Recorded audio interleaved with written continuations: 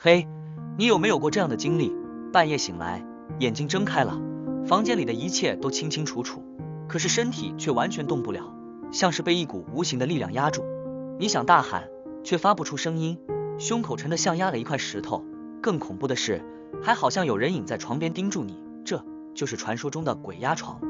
别怕，今天我们要聊的不是灵异故事，而是科学里的一个奇妙现象——睡眠瘫痪症，也就是 sleep paralysis。它其实是大脑在短暂失控的结果。要理解这个现象，我们得先聊聊睡眠这件事。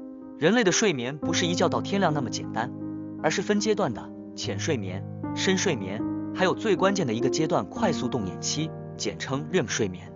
在这个阶段，大脑变得非常活跃，就像白天一样热闹。这时候我们最容易做梦。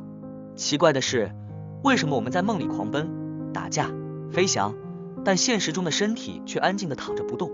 答案是，因为大脑启动了一种保护机制，让肌肉暂时断电，这样我们才不会梦到挥拳就真的打到旁边的人。问题来了，鬼压床就是大脑这套机制出现了小小的故障。有时候，我们的意识比身体更早醒过来，脑袋清醒，眼睛能看见，但肌肉控制权还没交回来，你就会陷入一种灵魂清醒，身体罢工的尴尬状态。这种短暂的断层就是睡眠瘫痪症，通常持续几秒到几分钟，听起来不长，但身在其中却像经历了一场永恒的恐怖。那为什么很多人还会看到鬼影或感觉有人压着自己呢？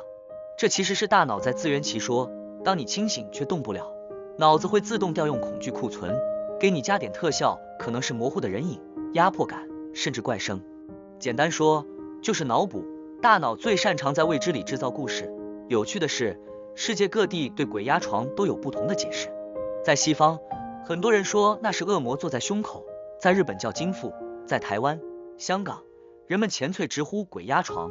文化不同，但背后的科学却是一样的。那么问题来了，谁更容易遇到这种情况呢？研究发现，熬夜、压力大、生活不规律的人最容易中招。想象一下，大脑就像一个精密的乐队，睡眠是它的交响曲。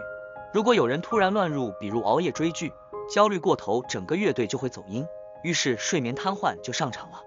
有些人甚至因为鬼压床而害怕入睡，但其实不用太担心，它虽然吓人，但不会对身体造成真正的危害。反而，当你理解了它的科学原理，就会觉得啊，原来是大脑的小 bug。而且，有人学会了驾驭这种状态，比如在睡眠瘫痪时，他们试着不去挣扎，而是顺势进入清醒梦，在梦里完全掌控一切。这就像把恐怖片硬生生转换成一场奇幻冒险片。说到这里，你可能会问，那么科学真的能解释所有鬼压床经历吗？